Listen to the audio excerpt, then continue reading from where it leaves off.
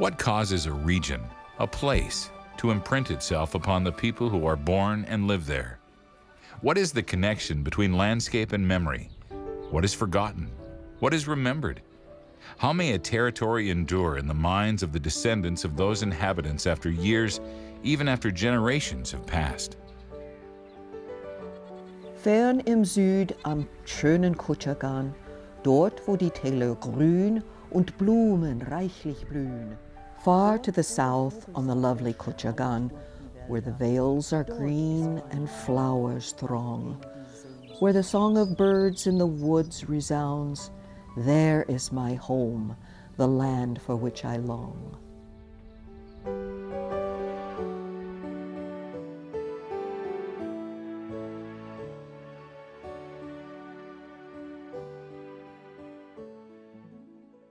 Funding is provided by Germans from Russia Cultural Preservation Foundation, Germans from Russia Heritage Collection, NDSU Libraries, Monsignor Joseph Sanger, and the members of Prairie Public.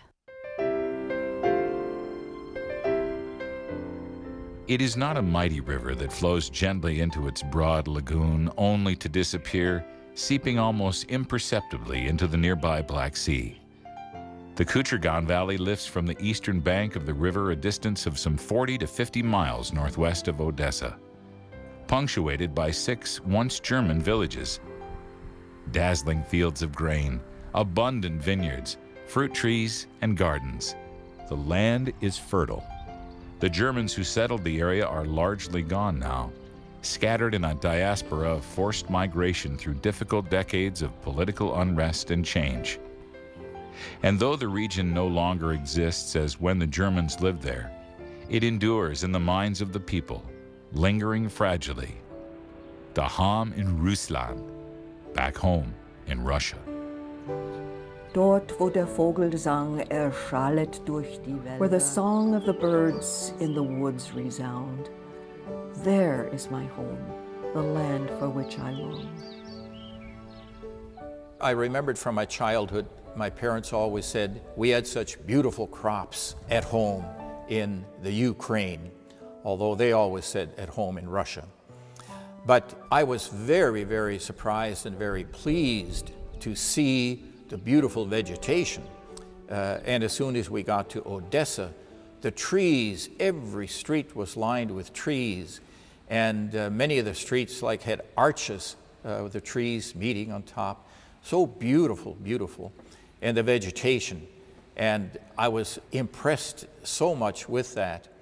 And when we saw the fields and the crops, I finally realized why our parents said we had such beautiful crops and things grew so well in the Ukraine. They missed home a lot, and I used to ask my dad why didn't a lot of people go back. He said nobody had money enough to go back on. Without the memories of familial discourse, there would be no shared collective history, partial and fallible as it may be. The memory of the Kuchergan brings back days before the Russian Revolution, before collectivization, before the starvation years of the 1920s and 30s.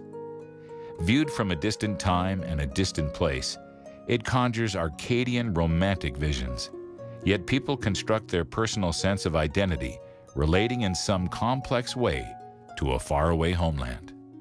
We had a nice home, and there was what you call Michael Fiddlestub, a front room and a side room. Ma used to sleep in the front room, and we girls, and then in the middle was the kitchen, and the entrance came, and then there was a big, we had 2 rooms, and the big one for Joseph, and one of the younger girls was sleeping.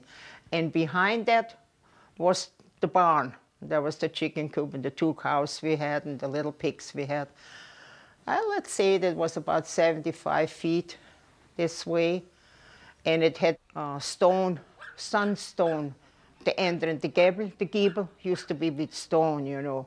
On the way down, we had a garden, Obst garden, you know, all kinds of apples and plum and peaches and what they used to call helmehit, you know, we had the the straw and the oats in for the cows and for the horses we had. But then later on, when communists took over, we couldn't have it. Just one cow, that's about it.